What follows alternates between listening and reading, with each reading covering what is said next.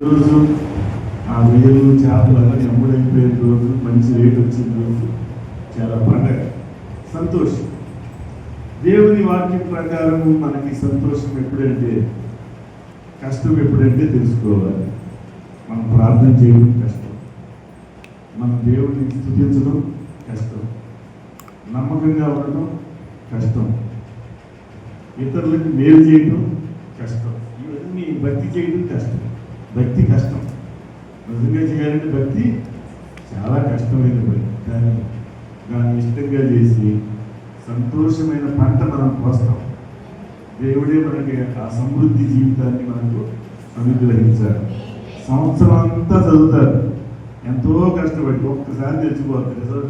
Result అనే పదంతో తెలిసిపోతుంది. మార్కులు ఎన్ని వచ్చినాయి, ఏ ర్యాంక్ వచ్చింది, ఇవన్నీ మనకి. కాబట్టి దుఃఖానికి సంతోషానికి మనకి అర్థాలు బాగా తెలుసు. ఇంతకు ముందు చెప్పుకున్నట్టు దేవుని వాక్యం ఎటువంటిదో మనం స్టడీ చేయాలి. దేవుని వాక్యం ఎటువంటిది?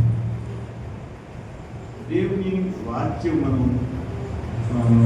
చదువుకోవడానికి అయితే చదవవసరం, నేర్చుకోవడానికి అయితే చదవవసరం, ఎందుకు ఉపయోగపడింది అయితే చదవవసరం. దేవుని వాక్యం ఇతర పుస్తకాలలాగా అదేమి ఊరకనే మన కోసం ఉండేది కాదు, ఊరకనే ఆచరించడానికి ఉండేది కాదు. దేవుని వాక్యం, దేవుని వాక్యం గురించి బైబిల్లో చాలా మాటలు ఉన్నాయి. మనం దాన్ని వింటే చాలా మధురమైనదిగా అనిపిస్తూ ఉంటుంది. కొన్ని మాటలు ఉన్నాయి.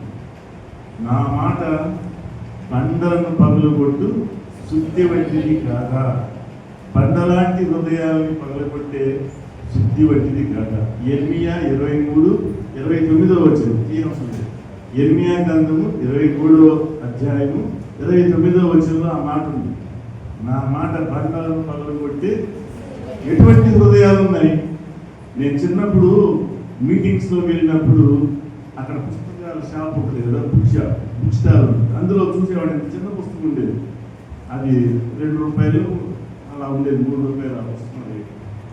బండలను పగలు కొట్టి శుద్ధే అని అంటే హృదయాన్ని అది ముక్కలు చేస్తుంది, బద్దలు చేస్తుంది. ఎందుకంటే హృదయాన్ని బద్దలు చేయించుకోవాలా? హృదయం ఎలా ఉండాలంటే మృదువుగా ఉండాలి, కఠినంగా ఉండకూడదు. మంచి హృదయానికి మృదుత్వం ఉన్నది, మృదుత్వం ఉన్న హృదయమే మంచిది. అలాగే నా మాట అగ్ని వంటిది కాదా అని చాలా మంది ఇక్కడ రాస్తా ఉంటారు. ఇక్కడ మాట ఏం చదవండి, నా జ్ఞానోపదేశాన్ని ఆలోచించండి అని. అదే మాట, నా మాట అగ్ని వంటిది కాదు, దహించు అగ్ని. ఫైర్ ఏం చేస్తుంది? ఫైర్ ఏం చేస్తుంది? బంగారాన్ని శుద్ధి చేస్తుంది, రిఫైన్ చేస్తుంది. శుద్ధి చేయడానికి దేన్ని వాడతారు? అగ్నిలో కాల్చవాడు, అగ్నిలో ప్రక్షాళన చేయడం అంటారు. ప్రక్షాళన, రిఫైన్ చేస్తారు. దేవుని వాక్యము అది అగ్ని వంటి. యెర్మీయా అది కూడా అదే వాక్యం, రెండు తెలిసే ఉంటుంది. యెర్మీయా 23:29. నా మాట అర్థము వంటిదే, అర్థము వంటి. యాకోబు పత్రికలో ఉంటుంది 1:23. యాకోబు పత్రికలో మాట ఉంటుంది. ఒకరు వాక్యాన్ని ఎలా చూస్తారంటే, వాక్యం చెప్పినప్పుడు ఎలా ఉంటుందంటే, అది అర్థంలో చూచి వెళ్ళిపోయి మర్చిపోతాం. మన మొహం మనం మర్చిపోతాం, మన ముఖాన్ని అర్థంలో చూసుకుని మర్చిపోతాం. అలా పక్కకి వెళ్ళగానే మర్చిపోతాం. వాక్యం అలా ఉండకూడదు. నా వాక్యం అర్థంలాగా ఉంటుంది, అది మిమ్మల్ని చూపిస్తుంది. మిమ్మల్ని చూపిస్తే ఏం చేసుకోవాలి? అది సరి చేసుకోవాలి. సరి చేసుకోవడానికి అర్థం.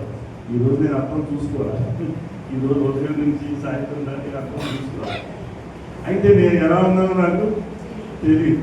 అర్థం చూసుకుంటే నేను ఇలా ఉన్నానని అర్థం. కానీ అర్థంలో చూసుకుని పక్కకి వెళ్ళగానే మర్చిపోయే లక్షణం ఉంది. మీరు ఒకసారి కళ్ళు మూసుకుని అనుకోండి, నా ముఖం ఎలా ఉందని మీకు తెలియదు, మన ముఖం మనకే తెలియదు. అయితే దేవుని వాక్యం ఏం చెబుతుందంటే, నీ ముఖం ఎలా ఉంటుందని నాకు చెప్పేది. అది అర్థం అంటే దేవుని వాక్యం మనకి మనం చూపిస్తారు. అలాగే దేవుని వాక్యం విత్తనము వంటిది. 9వ పేతురులో 1:23 ఉంటుంది. విత్తనము అంటే దేని గురించి చెప్పండి. మనం పొలంలో విత్తనం వేసామనుకోండి, అది ఒక విత్తనం వేస్తే 12, 20, 30 అలాగా పండుతూ ఉంటుంది, మల్టిప్లై అవుతుంది, అభివృద్ధి చెందుతూ ఉంటుంది. విత్తనం అంటే యాకోబు ఇస్సాకు విత్తనం వేసి ఫలం పొందాడు. ఇస్సాకు విత్తనం వేసి 100 ఫలం పొందాడు. మనం విత్తనం వేస్తే అది ఫలించబడతాం. మనలోకి వాక్యం వస్తే ఏమవుతుందంటే ఫలించబడతాం, అభివృద్ధి చెందుతాం. దేవుని వాక్యము విత్తనం ఒకటి. మొదటిది ఏం చెప్పుకున్నాం? బంధంలో పగలగొట్టు సుత్యం వంటిది. రెండవది అగ్ని వంటిది. మూడవది అర్థం వంటిది. నాలుగవది విత్తనం వంటిది. ఐదవది దీపము. ఈ వాక్యము నా పాదములకు దీపము, త్రోవకు వెలుగైంది. 119వ కీర్తన 105వ వచనంలో వస్తుంది.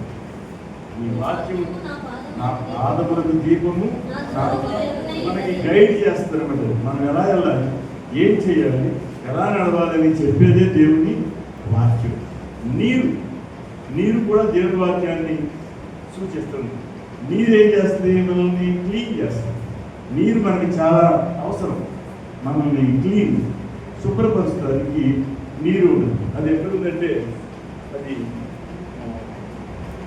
కీర్తనలు, ఎఫెసీయులకు రాసిన పత్రిక 5వ అధ్యాయం 27వ వచనం. ఎఫెసీయులకు రాసిన పత్రిక 5వ అధ్యాయం 27వ వచనంలో నీరు మనల్ని శుద్ధి చేస్తుంది అన్నది. తర్వాత వర్షము మంచు. వర్షము మంచు. మీరు ఉదయకాలంలో మంచు చూస్తే ఏ రోజైనా అది కురిసే రోజుల్లో ఆ గడ్డి మీద అదంతా ఫ్రెష్గా కనపడతాయి, చాలా ఉత్సాహంగా కనపడతాయి. మొక్కలైనా గడ్డి అయినా ఏదైనా చాలా ఉత్సాహంగా. మన వాక్యం అలాంటి మనకి అలసట వచ్చినట్టు, మనం కుంగిపోయినప్పుడు మనకేంటంటే వర్షం పడితే ఎలా ఉంటుందో, మంచు పడితే ఎలా ఉంటుందో ఆ విధంగా ప్రతి యెషయా 55:10. యెషయా 55:10లో దేవుని వాక్యము ఏమని చూపిస్తుంది? వర్షమును మంచు. అది దేవుని యొద్ద నుండి వచ్చి మనకి ఏం చేస్తుందంటే మనకి సంతృప్తినిస్తుంది, మనం ప్రక్షాళన చేస్తుంది. అలాగే దేవుని వాక్యము విల్లు వంటిది. దేవుని వాక్యము విల్లు అనమాట. అది హబక్కు 3:9లో ఉంటుంది. హబక్కు గ్రంథంలో 3:9లో ఏమంటుందంటే చాలు, విల్లు వరలో నుంచి తీయబడి. అది పగ తీర్చుకోవడానికి దేవుని దగ్గర ఉంటుంది విల్లు. మన దగ్గర ఉందా విల్లు? మన దగ్గర విల్లు ఉంచుకోకూడదు, మన దగ్గర విల్లు ఉండకూడదు. అది ఎక్కడ ఉంటుంది? దేవుని వాక్యము విల్లు వంటిది. అది పగ తీర్చుకుంటుంది. మనకి కోపం వస్తే మనం ఏం చేయాలా? కత్తి తీసుకోవాలా? ఏం తీసుకోవాలి? మనం క్షమించాలి. వాళ్ళు మన కోపం రాకూడదు. వచ్చిన తమాయించుకుని క్షమిస్తే ఏమనుందంటే బైబిల్లో మనం ఆయన క్షమించి ప్రార్థన చేస్తుంటే ఆ శత్రువు మీద నిప్పుల వర్షం కురుతుంది, నిప్పులు కుప్పగా పడుద్ది. అంటే నిప్పులు పడాలని మనం చెయ్యం, నిప్పులు పడాలని చేయకూడదు. ఆ నిప్పులు ఆ విధంగా పడితే అతనే మారు మనసు పొందుతాడు. ఆ కష్టాల్లో నుంచి అతను బయటకు రావడానికి మనం అతనికి ఉపయోగపడుతుంది. మనం శత్రువు కోసం ప్రార్థన చేసే మన క్రిస్టియన్ క్రైస్తవ జీవితం. అలాగే శక్తి కలిగిన వాక్యం, శక్తి కలిగిన వాక్యం. రోమీయులకు రాసిన పత్రిక 10వ అధ్యాయం 17వ వచనంలో శక్తి మనకి బతిని పెంచుకోవడానికి ఉపయోగించే పదం. వినుట వలన విశ్వాసము కలుగును, వినుట క్రీస్తుని గురించిన మాట వలన కలుగు. వినుట వలన విశ్వాసం వస్తుంది. దేవుని మాటలు వింటే మనకి ఏమొస్తుంది? విశ్వాసం. వినుట అనేది ఎవరి గురించి తెలుస్తుంది? అది క్రీస్తుని గురించిన మాట వల్ల తెలుస్తుంది. అంటే దేవుడి గురించి వింటూ వింటూ వింటూ ఉంటే విశ్వాసము, శక్తి మనకు వస్తుంది. దేవుడు యేసు ప్రభు ఈ భూమి మీద స్వస్థతలు చేశాడు. ఆ మాట వింటూ వింటూ వింటూ ఉంటే దేవుడు మనకు కూడా ఆ నమ్మకాన్ని ఇస్తాడు. ఆ నమ్మకం ద్వారా స్వస్థతలు జరుగుతాయి. మనం కూడా ఆ భక్తి మార్గంలోకి వెళ్ళడానికి అది ఆధారం. అలాగే బంగారం దేవుని వాక్యము బంగారం అంటే నీ వాక్యము జుంటే బంగారం కంటేను జుంటెతేనే గార్ల కన్నను మధురమైనది అని ఉంటుంది. సామెతల గ్రంథంలో, కీర్తన గ్రంథం 19వ అధ్యాయం 10వ వచనం. కీర్తన గ్రంథం అవి బంగారు కంటెను, విస్తారమైన మేలిమి బంగారు కంటెను కోరదగినవి. లేదు, తేనె కంటెను, పిండి తేనె దారల కంటెను మధురమైనవి. మధురమైనది. బంగారం అంటే అర్థం ఏంటంటే విలువైనది, అది చాలా విలువైనది, ఎంట్రీచ్ చేస్తుంది మనల్ని ఉత్తేజపరుచుద్ది మనల్ని. అది మంచిది. బంగారం అంటే మంచిది అని అర్థం. బంగారం అంటే బంగారమే కాదు, మంచిది. ఆదికాండంలో ఒక మాట ఉంటుంది, ఏదేను అనందరూ యూఫ్రటీస్ నదిలో అన్ని పేర్లు చెప్పుకుంటూ హవీలా అనే నది పేరు చెబుతూ అక్కడ బంగారం ఉన్నది అని. బంగారం ఉన్నది ఆ గనుల్లో అక్కడ ఉంది. ఆ బంగారం మంచిది, ఆ ప్రదేశాలు మంచివని చెప్పడానికి వాడిన మాట. అలాగే ఆహారం, దేవుని మాట ఆహారం లాంటిది. దేవుని వాక్యం మనకి ఆహారం లాంటిది. మొదట దేవుని వాక్యం పాల వంటిది అని పేతురు గారు చెప్తారు. 1 పేతురు 2:2లో మీరు పాలని అపేక్షిస్తున్నారు. పాలు మనకి చాలా అవసరం. పాలతో తీసుకునే ఆహారం ఎవరికి కావాలి? చిన్నపిల్లలకి కావాలి. యేసు ప్రభువు కూడా ఒకసారి సైతాన్ చేత శోధించబడి ఏమని చెప్పాడంటే, మనుషుడు రొట్టె వలన మాత్రం కాదు కానీ దేవుని నోట నుండి వచ్చే ప్రతి మాట వలన బ్రతుకుతాడు.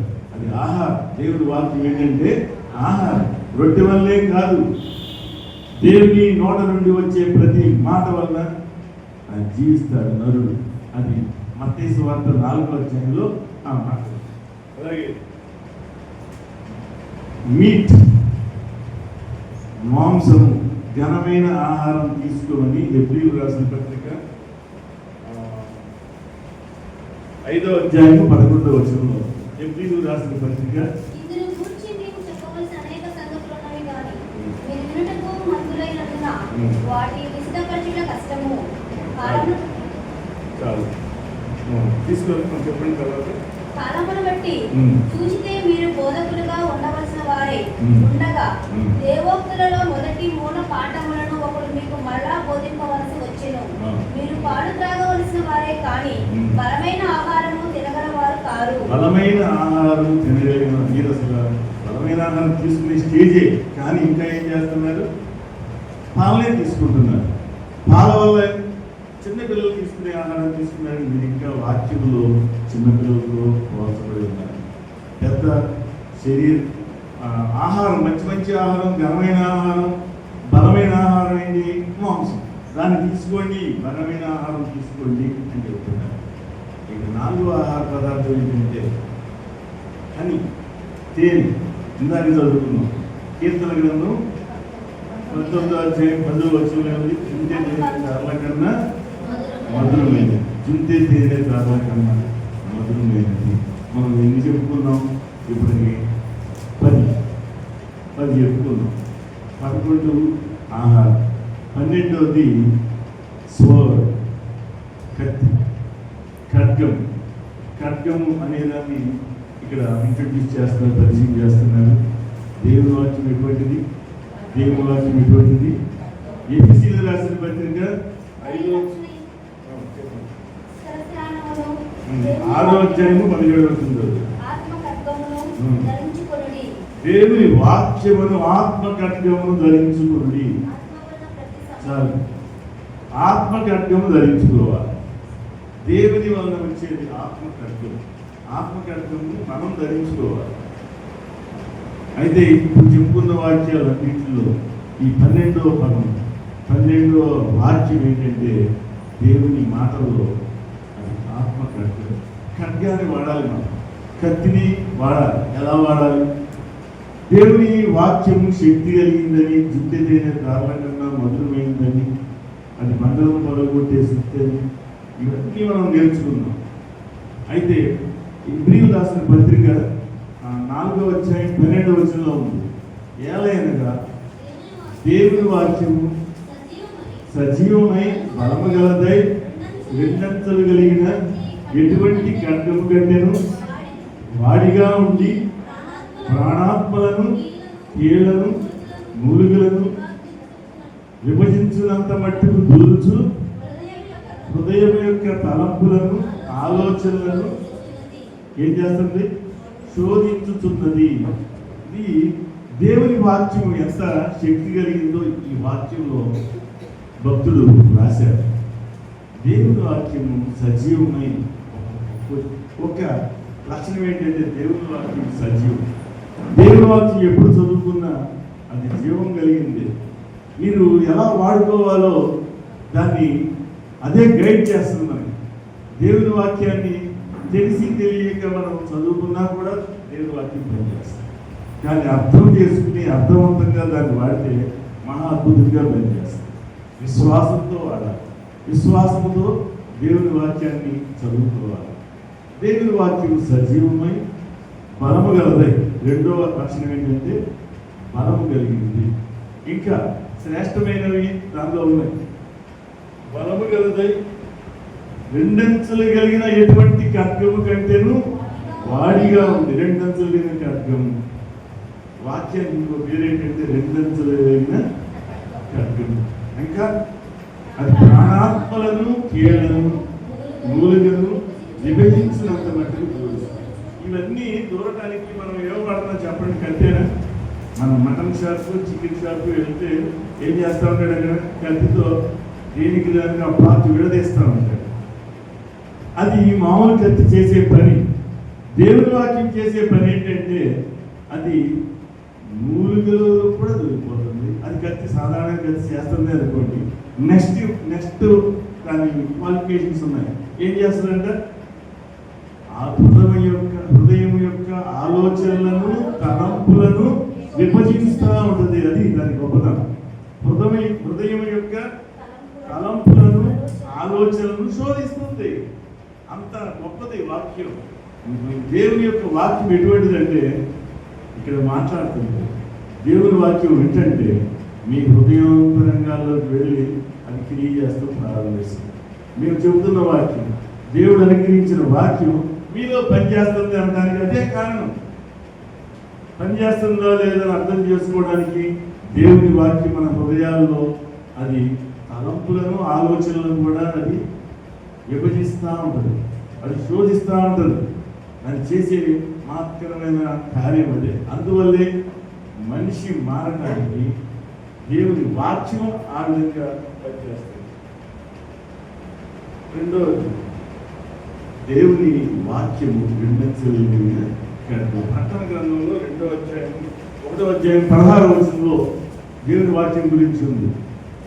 1వ అధ్యాయం 16వ వచనం. ఆయన తన కుడి చేత 7 నక్షత్రములు పట్టుకొని ఉండెను. ఆయన నోట నుండి రెండంచులు కలిగిన వాడి అయినటువంటి ఖడ్గం ఒకటి బయలు వెళుతుంది. ఆయన నోట నుంచి ఒక రెండంచులు కలిగిన ఖడ్గం ఒకటి వెళుతా ఉంది. రెండంచులు కలిగిన వాడి కలిగిన ఖడ్గం అది. ఆయన మాటే ఖడ్గం.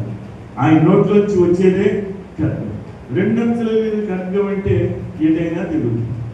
అటు అటు కూడా పడవచ్చు, ఇటు కూడా పడవచ్చు, ఎటైనా పడవచ్చు, ఎటైనా పనిచేస్తుంది. కత్తుల్ని సాధారణంగా ఒకవైపే ఉంటుంది. ఇలాగే రెండు వైపులో ఉందనుకోండి, ఇటు తగిలి ఇటు పోయచ్చు, ఇటు పోయచ్చు. మరి దేవుని వాక్యం ఎటువంటిదంటే అది కట్ చేస్తుంది. అంతేకాకుండా అది క్యూర్ చేస్తుంది. కట్ చేయడం అంటే అది కోస్తుంది. క్యూర్ చేయడం అంటే నయం చేస్తుంది. మనల్ని గాయాలు మానుతుంది. గాయం చేస్తుంది, గాయము మానుతుంది. రెండు పనులు చేస్తుంది. అది ఒక రకంగా చెప్పాలంటే రెండంచెల ఖడ్గం అంటే మన దివ్యమైనటువంటి గ్రంథం, బైబిల్ గ్రంథం. పాత నిబంధన, కొత్త నిబంధన. పాత నిబంధన ఏం చేస్తుంది? ధర్మశాస్త్రం. పాత నిబంధన ధర్మశాస్త్రాన్ని గురించి చెబుతూ ఉంటుంది. మీరు అది చేయండి, ఇది చేయండి, ఇది చేయకూడదు అని చెబుతూ ఉంటుంది. కొత్త నిబంధన ఏం చేస్తుందంటే అది మనతో చేస్తుంది. ఆ పని మీరు ఈ పని చేస్తేనే, ఆ పని చేస్తేనే మీరు పరిశుద్ధులు అని చెబుతారు. ఇంకోటి, అది చేయలేని స్థితిలో కృప మనకు వస్తుంది. కృపను అనుగ్రహిస్తాం.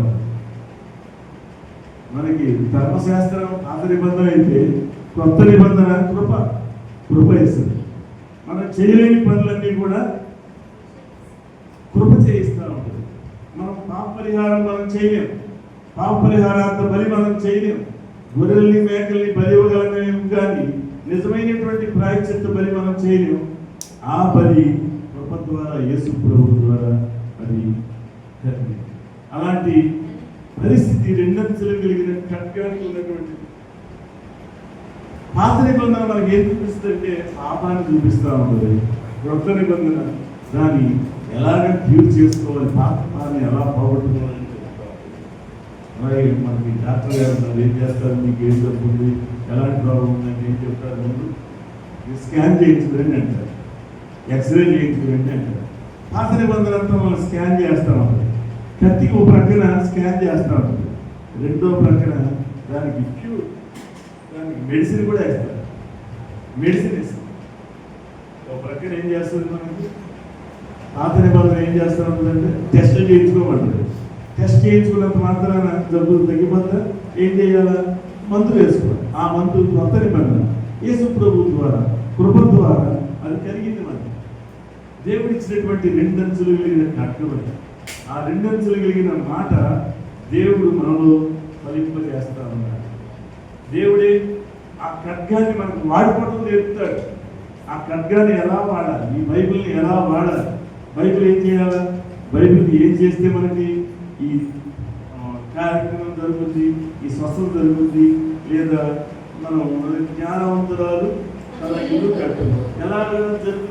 నువ్వు జ్ఞానవంతురాలు దాన్ని వాడుకోవాలి, ఆ పదం చదువుకోవాలి. ఆ పదం చదువుకుని ఆ పదం నాలో పనిచేస్తున్నా లేదని టెస్ట్ చేసుకోండి. ఒకసారి నేను నా కష్ట సమయంలో నేను ప్రార్థన చేసుకున్నాను. నాకు సమయం నేను అప్పుడు కలిదిండిలో ఒక చర్చికి వెళ్తూ ఉండేవాడిని. అప్పుడు నాకు ప్రతి ఆదివారం వెళ్ళొస్తా, 1 సంవత్సరం పాటు వెళ్ళా నేను డిగ్రీ చదివినట్టు. అయితే ఆ కష్ట సమయంలో నాకు అవసరాలు వచ్చినాయి. ఎప్పుడు ఒకటి అవసరం, ఏదో అవసరం ఉంటుంది. ఆ అవసరానికి ప్రభువా ఒక మాట నాకు దయచేయండి, ప్రార్థన, యెహోవా నా కాపరి, నాకు లేదు కదా, నేను నా ఒక్కడికే కాదు చాలా మందికి ఉపయోగపడి. ఈ మాట ప్రపంచంలో, సృష్టిలో ఎంతో మంది వాడుకున్నారు. ఈ మాట ఒక్కరికే కాదు, ఎంతో మంది వాడారు, ఉపయోగించుకున్నారు. నాకు యెహోవా నా కాపరి కాబట్టి నాకు ఏమి కలదు. ఆ 2వ రోజు 3వ రోజు ఎప్పుడో నాకు సహాయం వచ్చింది. దేవుడు అద్భుతంగా నా అవసరాన్ని తీర్చాడు. నమ్మకం అలా కుదురుతుందని, నమ్మకాన్ని మనం పెంచుకోవడానికి ఆ వాక్యాన్ని మనం అప్లై చేసుకోవాలి. అప్లై చేసినప్పుడు ఏం జరుగుతుంది, మనలో కార్యం జరిగిస్తారు. ఒకసారి పేతురు గారు ఈ కత్తిని వాడాడు, తెలుసా మీకు?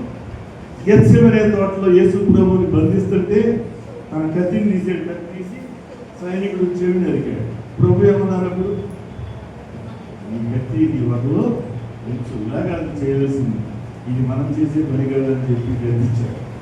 కత్తిని, అలాంటి కత్తిని మనం వాడమని చెప్పాలి. అలాంటి కత్తిని వాడమని చేస్తే ఈ రోజున క్రైస్తవులు ఎంతో మంది విజృంభించేవాడు, ప్రపంచాల మీద, దేశాల మీద వెళ్ళేవాడు. ఇది దేవుని యొక్క చిత్తాన్ని నెరవేర్చేది కాదు. మనం కత్తిని వాడటం, కర్రను వాడటం, బూతులు వాడటం, తిట్టడం, ఇవన్నీ కూడా దేవుని చిత్తాన్ని నెరవేర్చేవి కాదు, నెరవేర్చేవి. కాబట్టి మనం దేవుని వాక్యాన్ని నమ్మాలి, దేవుని వాక్యాన్ని మనం వాడుకోవాలి. దేవుని వాక్యాన్ని ఎలా వాడుకోవాలో ఒకసారి యెహోషువ భక్తుడిని చూద్దాం. అతను ఏం చేశాడంటే 5వ అధ్యాయం, యెహోషువ 5వ అధ్యాయము యెహోషువ 5వ అధ్యాయం 13వ వచనంలో కత్తి యెరికో ప్రాంతంలో ఉన్నప్పుడు అతడు కన్నులెత్తి చూడగా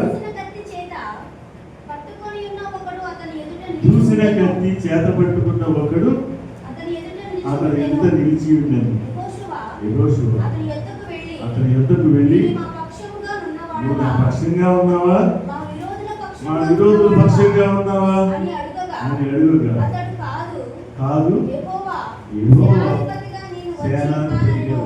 యెహోవా సేనాధిపతిగా నేను వచ్చానన్నాడు. యెహోషువ యుద్ధం చేయాలి, ప్రక్క దేశంలో శత్రువుల మీద యుద్ధం చేయాలి. ఈయన దాక్కుంటున్నాడు. అప్పుడు దూత ఆయన ముందుకు వచ్చి నిలబడింది. దూత వచ్చి నిలబెడితే ఎవరో సైనికుడు వచ్చాడు అనుకుంటున్నాడు. నువ్వు మా పక్షం వాడివా లేదా ఆ శత్రువు పక్షం వాడివా అని అడిగితే అప్పుడు ఏం చెప్పాడు దూత, నేను యెహోవా పక్షాన్ని వచ్చాను, నేను యెహోవా దూతని చెప్పాను.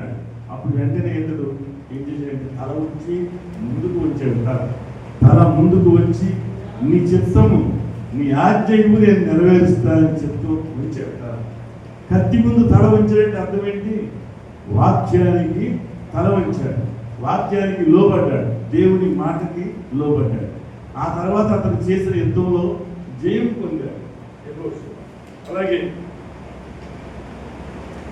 యెహోషువ ఏం చేశాడమ్మా? తర్వాత నేల మట్టుకు సాగి నమస్కారం చేసి నా ఏలినవాడా తన దాసునికి చలించిన దేవుని అంటారు. దేవుని వాక్యానికి మనం ఎదురు తిరగకూడదు. దేవుని కత్తి దూత పట్టుకుని కత్తి పట్టుకుని వస్తే మనం ఎదురు తిరిగితే ఏ పాటి వారు? దేవునికి ఎదురు తిరిగితే మనం ఏ పాటి వారు? వాక్యానికి ఎదురు తిరిగితే మనం ఏ పాటి వారు? ఆ కత్తికి లోబడి ఉండాలి, వాక్యానికి లోబడి ఉండాలి. అపోస్తల కార్యం 2వ అధ్యాయం 37వ వచనంలో ఒక మాట ఉంది. అపోస్తల కార్యం 2వ అధ్యాయం 37వ వచనంలో వారు ఈ మాట విని హృదయములో నొచ్చుకొని, సహోదరులారా మేమేమీ చేయలేదు. పేతురు గారు మంచి వాక్యం చెబుతున్నాడు. ప్రసంగం చేస్తా ఉన్న సమయంలో వాళ్ళకి చేస్తుంటే నొచ్చుకున్నారు. హృదయం నొచ్చుకుంటుంది కదా, చాలా మంది. నాకు నొచ్చుకుంటుంది. పాస్టర్ గారు ఏదైనా చెబుతుంటే, మనకు వ్యతిరేకమైన చెబుతుంటే నొచ్చుకుంటాం. నొచ్చుకుంటుంది అంటే అర్థం ఏంటి? అది మనలో దాని కింద ఫుట్ నోట్లో చదవండి, 1 రాస్తుంది. ఏమనుకుంటున్నా? వారి హృదయంలో పొడవబడి అని ఉంటుంది. వారి హృదయంలో పొడవబడి, హృదయంలో ఆ కత్తి దిగింది అన్నమాట. దేవుని వాక్యం దిగింది. ఎవరు పనిచేస్తుంటే, ఎవరు బోధిస్తుంటే? పేతురు గారు దేవుని సువార్త చెబుతున్నాడు. ఆయన యేసు ప్రభు మన కోసం ఈ భూమి మీదకి వచ్చాడు, చనిపోయాడు, తిరిగి 3వ దినాన్ని తిరిగి లేచాడు. ఆయన శక్తి వల్ల మేము ఈ కార్యాలు చేస్తున్నామని చెబుతుంటే అప్పుడు వాళ్ళు అంటారు, ఇంత గొప్ప దేవుడిని మేము ఏం చేసాము, నమ్ముకోలేకపోయాము, ఏం చేయాలి, ఇప్పుడు మేము ఏం చేయాలి అని వాళ్ళ హృదయంలో బాధ వచ్చింది. ఆ బాధని తీర్చుకోవడానికి ఏం చెప్పాడు చెప్తావు? ఆ పేతురు గారు, మీరు వెళ్ళి మారు మనసు పొంది బాప్తిసం పొందండి అని చెప్పారు. మీ హృదయంలో బాధ వచ్చిందా? దేవుని ఆజ్ఞకు లోబడాలి. మీ హృదయంలో ఎంత కష్టమైనటువంటి నిర్ణయాలు దేవుని వాక్యంలో ఉన్నాయా? ఖచ్చితంగా ఫాలో అవ్వాల్సింది, అనుసరించాల్సిందే. దేవుని వాక్యాన్ని అనుసరించకపోతే ఏం జరుగుతుంది? దేవుని వారం కాదు. మనం ఆయన్ని ప్రేమిస్తే మనం ఆయన ఆజ్ఞలు గైకొడతాం. మనం ఆయన ఆజ్ఞలు గైకొనకపోతే ఆయన్ని ప్రేమించిన వారు కాదు. ప్రభువా నేను నిన్ను ప్రేమిస్తున్నానని ఆయన మాటలు, ఆయన ఆజ్ఞలకు లోబడకపోతే మనం ఆయన వారు కాదు. మన హృదయంలో మనకు తెలుసు, మనం ఏ పని చేసినా ఆ పని దేవుడి చిత్తమా కాదా అని అర్థమవుతా ఉంది. అలాగే మత్తయి సువార్తలో ఒకసారి ప్రభు ఏం చెబుతారంటే, ఒక స్త్రీని మోహపు చూపుతో చూస్తే మీరు హృదయంలో వ్యభిచారం చేసినట్లే అన్నారు. అయితే మారు మనసు ఎక్కడ రావాలి? మారు మనసు ఎక్కడికి రావాలి? హృదయంలో రావాలి, హృదయంలో రావాలి. ఒకసారి ఇంగ్లాండ్ పాత రోజుల్లో జరిగిన కథ ఒక భక్తుడు చేశాడు. ఒక పిక్ పాకెట్ ఉన్నాడు, అంటే దొంగ జేబులను కట్ చేసి డబ్బు తీసుకుని ఎత్తుకెళ్తాడు దొంగ. ఆ దొంగ కుడి చేతితో దొంగతనం చేశాడు. ఆ జడ్జి అతనికి ఏం శిక్ష వేశాడంటే అతను చేయి కట్ చేసేమన్నాడు. ఆ రోజుల్లో పురాతన కాలంలో అలా ఉండే శిక్షలు, కంటికి కన్ను పంటికి పన్నులాగా. చేతితో తప్పు చేశాడు కాబట్టి చేతి కట్ చేసి మరి అతను బయటకు వదిలేశాడు.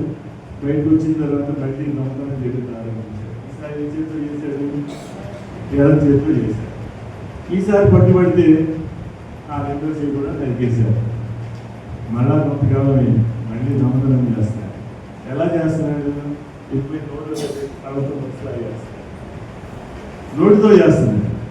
చేతులు పనిచేయట్లేదు కదా, ఏం ఉపయోగించాడు? ఇప్పుడు నోరు ఉపయోగించి నోరుతో ఆ జోబులో లాగేస్తున్నాడు. మరి శిక్ష ఏం చేయాలి? అందుకే ఆ భక్తుడు ఏమంటున్నాడంటే, మారాల్సింది చేతికి, కంటికి, పంటికి కాదు శిక్ష.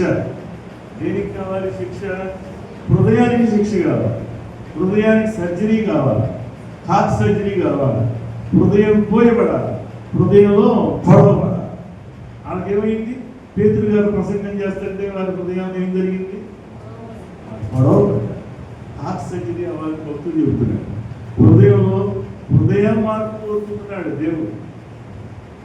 మనల్ని నీకు నన్ను ఏమి కోరుకోవట్లా, ఏమి అడగట్లా. నీ హృదయం నాకు ఇవ్వండి చాలు.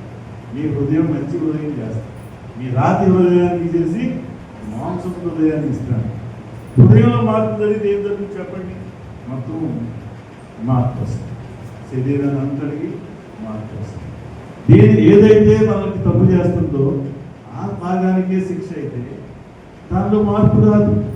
యేసు ప్రభువు అన్నారు, మీరు మీ కన్ను పాపం చేస్తుంటే మీ కన్నుని తీసి పెరిగేసుకోండి, మీ చెయ్యి పాపం చేస్తుంటే మీ చెయ్యిని నరికేసుకోండి. ఎందుకంటే ఆ ఒక్క అవయవం వల్ల మీ శరీరం మొత్తం వెళ్ళి నరకంలో పట్టడం దేనికి? అందుకే హృదయాన్ని మార్చుకుంటే ఈ అవస్థలు రావు. శరీరాన్ని కోల్పోయే పరిస్థితి మనకు రాదు. హృదయాన్ని మార్చుకోవాలి. అలాగే ఒకసారి అపోస్తలుల గారు 7వ అధ్యాయంలో స్టెఫెన్ని చంపుతున్న సమయంలో 54వ వచనంలో వారు కూడా విన్నారు. స్టెఫెన్ మాట్లాడుతున్నాడు, ప్రభువా వీరిని క్షమించు, వీరేం చేస్తున్నారో మీరు తెలియదు అని అంటే అక్కడ సైనికులు అందరికీ కోపం వస్తుంది. చదువు. కోపంతో మండిపడి అతన్ని చూచి పండు కొరికారు. అక్కడ కింద ఏమైనా పుట్టోడు ఉన్నదానికి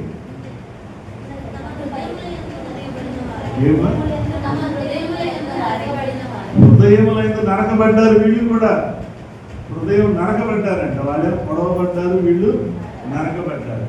వీళ్ళకి కూడా సర్జరీ జరిగింది కానీ కఠినమైపోయింది. హృదయాలు రాటు తేలిపోయింది. వీళ్ళ హృదయంలో మార్పు లేదు.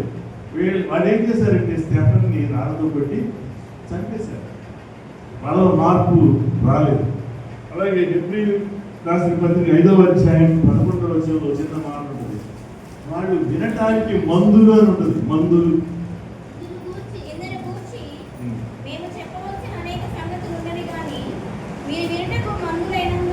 వినుటకు మందులు కాకూడదు. కష్టం. దేవుని వాక్యం అర్థం కాకపోవడానికి, దేవుని యొక్క ప్రణాళిక తెలియకపోవడానికి కారణం ఏంటంటే మన హృదయాలు మందులైపోయాయి, మన చెవులు మందమైపోయాయి. మందం అవడం అంటే ఏంటంటే వాటిని గ్రహించలేని స్థితి. అందుకని యేసు ప్రభువు చాలాసార్లు ఆయన చెప్పిన మాటలకి ఏమన్నా చెవులు గలవాడు వినుగా. చెవులు కలిగిన వాడు అందరికీ చెవులు ఉన్నాయి కదా, అందరికీ చెవులు. ఈ చెవులు కలిగిన వాడు హృదయానికి అర్థమయ్యే చెవులు కావాలి. ఆ మాటలు హృదయంలోకి వెళ్ళాలి.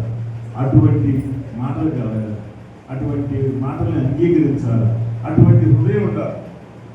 దీనికి మన వాక్యాన్ని మనం ఏం చేయాలంటే తల వంచాలి.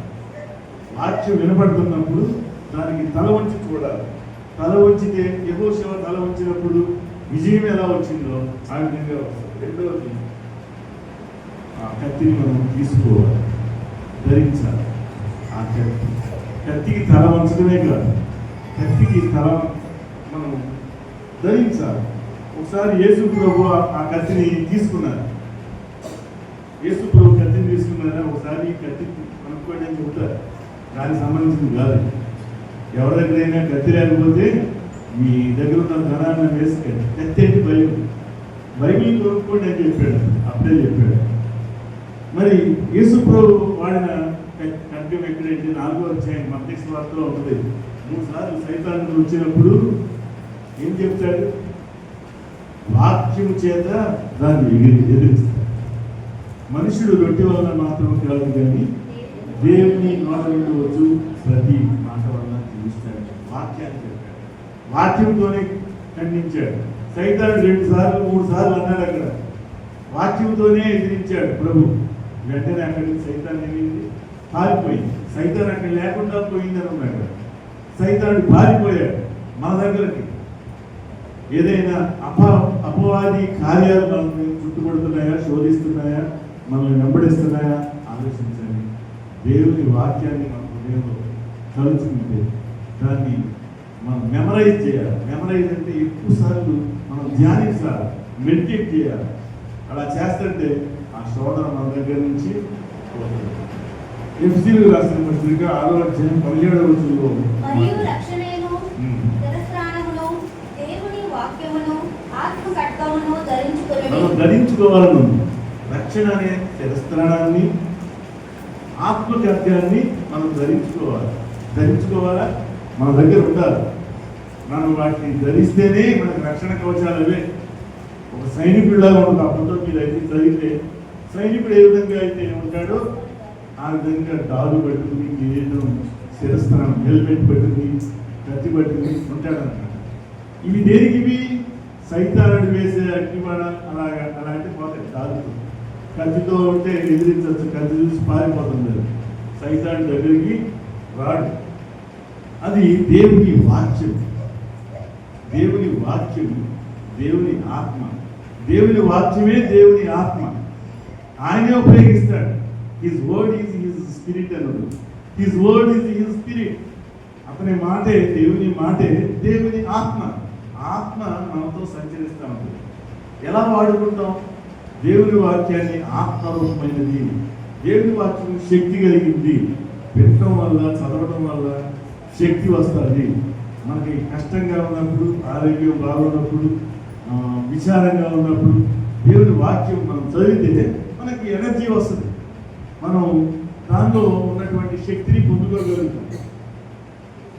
ఒకసారి మోషే యెహోషువ గారికి చెప్తాడు, యెహోషువకి మనకి శత్రువులు వస్తున్నారు, మనం ఏం చేయాలంటే వాళ్ళ మీద యుద్ధం చేయాలి. మోషే యుద్ధం చేయాలి. మోషే ప్రవీణుడే, యుద్ధం చేయాలి. వయసు లోపలికి 80 సంవత్సరాలు, దగ్గర 80 సంవత్సరాలు ఉన్నాయి, 80 దాటి. ఆ టైంలో శత్రువులు వస్తుంటే మోషేకి చెప్తాడు, మోషే నువ్వు సైన్యాన్ని తీసుకుని వెళ్ళు అని చెప్పి ఇక్కడ ప్రార్థన చేస్తూ ఉంటాడు. నిర్గమకాండం 17వ అధ్యాయంలో ఆ సిచ్యుయేషన్ కనబడుతున్నాను. ప్రార్థన చేస్తే, చేతులు పైకెత్తి ప్రార్థన చేస్తూ ఉంటే యెహోషువ గెలుస్తాడు. ఎంతో అత్యంత గెలుస్తాడు. చేతులు ఎత్తలేక కింద చూస్తుంటే ఓడిపోతూ ఉంటారు. ఇశ్రాయేలు ఓడిపోతాడు. ఎక్కడుంది శక్తిది? ఎక్కడుంది ఈ శక్తి? చేతుల్లో ఉందా? ప్రార్థనలో ఉంది. ప్రార్థన శక్తి ఉంది. మనకి ప్రార్థన కావాలి. విజయం కావాలంటే ఏం కావాలి? ప్రార్థన కావాలి. దేవుని మాటలను ఉపయోగించి ప్రార్థిస్తూ ఉంటే ఆ విజయం మనకి వస్తుంది. ప్రత్యేకంగా ఒక అంశం ఉంది, 3వ అంశం, కత్తిని వాడటం. యూతో దేవుని మాటని వాడాలి. దేవుని కత్తిని మనం ఎలా వాడాలి? కత్తి ఎటువంటిదని చెప్పుకున్నాం మనం? 2 అంచులు కలిగినటువంటి కత్తి. 6:12 ఎఫ్ఎసీయులు రాసిన పత్రిక 6వ అధ్యాయం 12వ వచనంలో, 6వ అధ్యాయం 12వ వచనం.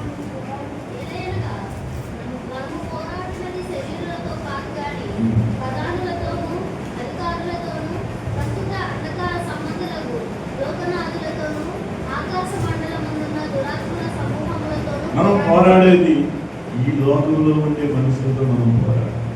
మనం ప్రార్థిస్తున్నామంటే ఆకాశంలో నివసించే, వాయుమండలంలో నివసించే దురాత్మలు, వాటితో మనం పోరాడతాం.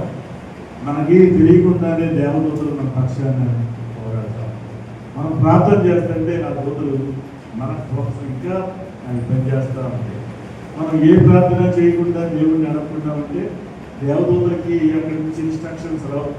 పలానా వాడిని కాపాడు, పలానా వాడిని చూడండి, దేవుడని ఇన్స్ట్రక్షన్స్ ఇవ్వడు. మనకి నియమించబడినటువంటి దూతలు ఉన్నాయి.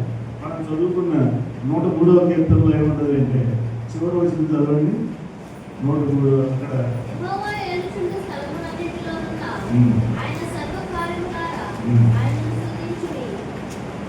సర్వకార్యముల యెహోవా దూతలారా ఆయన ఆజ్ఞలకు లోబడండి, ఆయన కార్యము నెరవేర్చు బలశూరులారా ఆయన సన్నిధించండి. చూడండి, దేవుడు దూతలకు ఆజ్ఞాపిస్తాడు. మన కోసం అవి కార్యాలు చేస్తారు. కార్యాలు కూడా దేవుని మాట అంటే కార్యం. దేవుని వాక్కు ఎక్కడి నుంచి వచ్చింది? దేవుని మాట. దేవుని మొట్టమొదటి పలికిందే మాట. ఆ మాటే యేసు ప్రభు. ఆ వాక్యం శరీరధారి కృపా సత్య సంపూర్ణుడిగా మన మధ్య నివసించింది. ఆ వాక్యం అంటే ఎవరు? యేసు ప్రభు. దేవుని నోట నుంచి వచ్చిన మాటే ఆ వాక్యం. ఆ వాక్యం మన మధ్య నివసిస్తుంది, విరివిగా సంచరిస్తుంది. దేవుని వాక్యం ఖడ్గ రూపంలో కూడా మనకి లభ్యమైంది. 2వ కొరింథీ 10వ అధ్యాయం 3వ వచనం.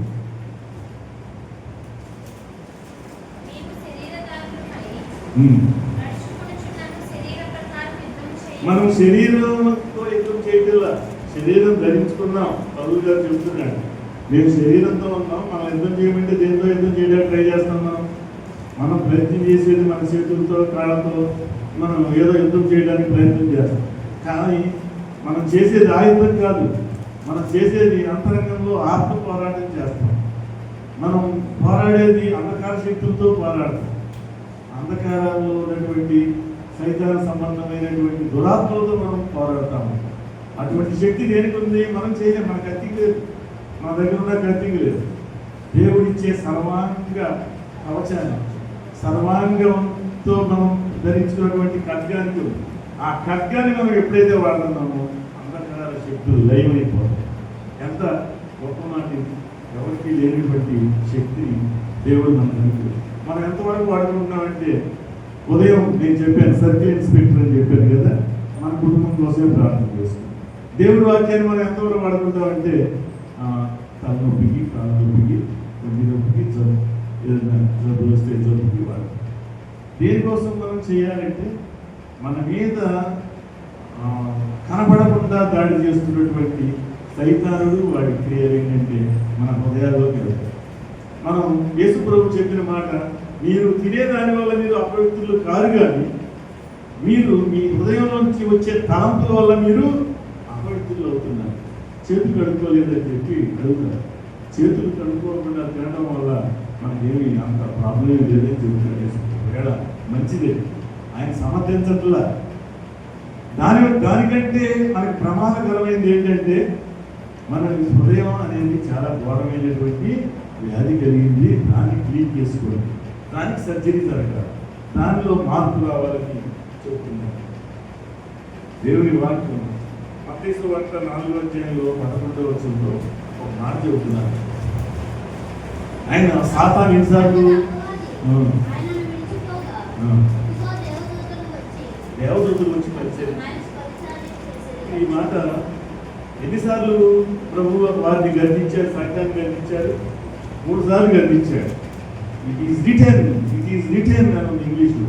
ఇట్ ఈస్ రిటర్న్, అది రాయబడింది, ఇలా రాయబడింది, దేవుని వాక్యం ఇలా ఉంది కాబట్టి నువ్వు అని చెప్పి సైతాన్ని గర్దించాడు. మనం కూడా అటువంటి శక్తి కలిగి ఉంటారు.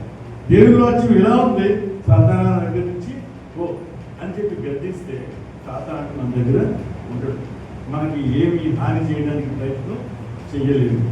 అయితే బైబిల్ని మనం ఏం చేయాలంటే చదవాలి, చదవాలి, చదవాలి. ఎంత చదవగలిగితే అంత చదవాలి. How much you read you should read. ఎంత చదవగలిగితే అంత మెమరైజ్ చేయాలి. మెమరైజ్ అంటే దాన్ని జ్ఞాపకం చేసుకోవాలి. ప్రతిసారి ఫలానా వాక్యం, ఫలానా వచ్చింది, ఫలానా వాక్యం, ఫలానా వచ్చింది అని మనం అనుకుంటుంటే దేవుని వాక్యం మనలో నిలిచి ఉంటుంది. దేవుని వాక్యం మనలో నిలిచి ఉంటుంది. అది ఆపత్కాలంలో మనకు నమ్ముకున్న సరైన సహాయకుడు ఎవరంటే దేవుని వాక్యమే. దేవుని వాక్యమే మనకు ఇప్పుడు. ఆ వాక్యాన్ని మనం మెమరైజ్ చేస్తుంటే, దాన్ని ధ్యానిస్తూ ఉంటుంటే పరిశుద్ధాత్మ దేవుడు మన మధ్య సంచరిస్తాడు, మనలో కార్యం చేస్తాడు. దేవుని వాక్యం ఎప్పుడైతే మనం తెలిసే మనకు స్విచ్ అనమాట, అదొక స్విచ్. మనం దేవుడిని పరిశుద్ధాత్మ కార్యం జరిగించమని, దేవునికి విజ్ఞాపన చేయమని, మనకి సహాయం అందించమని మనం ప్రార్థించుకుంటాము. మీకు అశోకుడు అని ఒక రాజు ఉండేవాడు. నేను చిన్నప్పుడు చదువుకున్నాను. అశోకుడు కళింగ దేశం మీద యుద్ధానికి వెళ్ళాడు. తెలుసా? కళింగ దేశం మీదకి యుద్ధానికి ఏం చేశాడమ్మా? ఉత్తరం కింద కత్తి పట్టుకుని, నేను చెట్లు చూస్తాను రోడ్డు మీద అనుకుంటాను. అశోకుడు చెట్లు నాటించాను, పశువుల హాస్పిటల్ కట్టించాడు, మనుషులకు హాస్పిటల్ కట్టించింది ఎవరు? అశోకుడు ఎక్కువ చేశాడండి. అశోకుడు యుద్ధం అనేది కళింగ యుద్ధం, ఎంత ఘోరమైన యుద్ధం. ఆ యుద్ధం చేస్తుంటే వీధుల్లో రక్తం ప్రవహించింది. ఆ కత్తి పట్టుకుని చాలా మందిని చంపేస్తాడు. ఆ రక్తం ప్రవహిస్తూ ఉన్నది. అదే చివరి యుద్ధం అశోకుడు చేసింది. ఫస్ట్ సెంచరీలో, మొదటి శతాబ్దంలో సుమారు ఆ టైంలో జరిగింది. ఆ టైంలో ఆ యుద్ధం జరిగితే ఆయన మారు మనసు పొందాడు. అప్పుడు బౌద్ధ మతాన్ని తీసుకున్నాడు అశోకుడు. అప్పుడు బౌద్ధ మతమే బాగా ప్రచారంలో ఉంది. బౌద్ధుడిని స్వీకరించి హింసమాని వేసేశారు. హింసమాని మిగతా పనులు మంచి పనులన్నీ చేశారు. ఏమైంది అప్పుడు రక్తం ఏర్లై పారి. అలాగే బైబిల్లో ఒక భక్తుడు ఉన్నాడు, యుద్ధ శూరుడు ఉన్నాడు, ఎలియేజర్. అతని పేరు ఎలియేజర్. దావీదుకి ప్రధానమైనటువంటి 3 సైనికులు ఉన్నారు. అందులో అతని పేరు ఎలియేజర్. 2వ సమూయేలులో 23వ అధ్యాయం 9వ వచనం, దేవుని ఆజ్ఞకు లోబడి ఇతని తర్వాతి వాడు అహోహితుడైన దోదో కుమారుడైన ఎలియాజరు. ఇతడు దావీదు 3 బలాఢ్యులలో ఒకడు. దావీదుకి 3 బలాఢ్యులు ఉన్నారు. ఆయన కాపు కాసేవాడు, ఆయన సెక్యూరిటీ గార్డ్స్. యుద్ధమునకు కూడి వచ్చిన ఫిలిష్తీయులు ఇశ్రాయేలీయులను తిరస్కరించి ఢీకొని వచ్చినప్పుడు ఇశ్రాయేలీయులు వెళ్ళిపోగా ఇతడు లేచి చేయి తిమ్మిరికొని కత్తి దానికి అంటుకొని పోగు వరకు ఫిలిష్తీయులను హతము చేయుచూ వచ్చెను. అలాంటి వాడు ఎలియేజర్. ఎలాంటి యుద్ధం చేశాడంట? ఫిలిష్తీయుల మీదకి వెళ్ళి అందరినీ చంపుతున్నాడు. చంపుతుంటే ఆ కత్తి చేతికి అలా అతుక్కుపోయిందంటే తర్వాత రాకుండా ఇలా విడదీస్తారు. ఒక్కసారి మనం కూడా పనిచేస్తే ఇలా ఉండిపోయి ఇవన్నీ విడిపో బలంగా పనిచేస్తాం. కత్తి పట్టుకుని తిమ్మిరి వచ్చే వరకు చంపాడంట. ఎంతమందిని చంపారు? బలాఢ్యుల గురించి మీరు చదవండి. దావీదుకు ఉన్నటువంటి పరాక్రమం ఒక్కొక్క 600 మందిని అంతమందిని చంపేస్తారు. అలాంటి వాళ్ళు 8 మంది ఉన్నారు. వాళ్ళలో 3 ప్రధానమైన వాడు. ఇంత గొప్ప బలాఢ్యుడు చెయ్యి తిమ్మిరెక్కే వరకు హతమారుస్తూ ఉన్నాడు. సైన్యం ఖడ్గాన్ని అలా వాడాడు. యుద్ధంలో ఖడ్గాన్ని అలా వాడాడు. స్టక్ అయిపోయే వరకు వాడాడు. చెయ్యి అలా అతుక్కుపోయే వరకు వాడాడు. మనము దేవుని వాక్యాన్ని ఎప్పటి వరకు వాడాలా? మనం విజయం పొందే వరకు వాడాలి. దేవుని సన్నిధిలో ప్రార్థన చేసి విజయం పొందే వరకు దేవుని వాక్యాన్ని వాడుతూనే ఉండాలి. విజయమే కావాలి మనకు, అపజయం కాదు. దేవుడు మనకి విజయాన్ని మనకు దయచేయగలగాక. ప్రార్థన చేసుకుంటాం. ప్రార్థన. కృపగలిగిన తండ్రి, ప్రేమ కలిగింది, మీకు స్తోత్రం చెల్లించుకుంటున్నాను, మీకు వందనాలు చెల్లించుకుంటున్నాను. ఈ వాక్యం బలం కలిగింది, సజీవమైంది, శక్తి కలిగింది. మా హృదయాన్ని మార్చే అటువంటి గొప్ప వాక్యాన్ని మాకు అనుగ్రహించారు. నేను వాక్యాన్ని సాధించి, వాక్యాన్ని ధరించి, వాక్యంతో యుద్ధం చేయడం మాకు నేర్పించారు. మీ కృప చూపించుకు సహాయం చేయండి. వీళ్ళందరికీ మీ దీవెన ఆశీర్వాదాలు యేసు నామమున ప్రార్థిస్తున్నాము.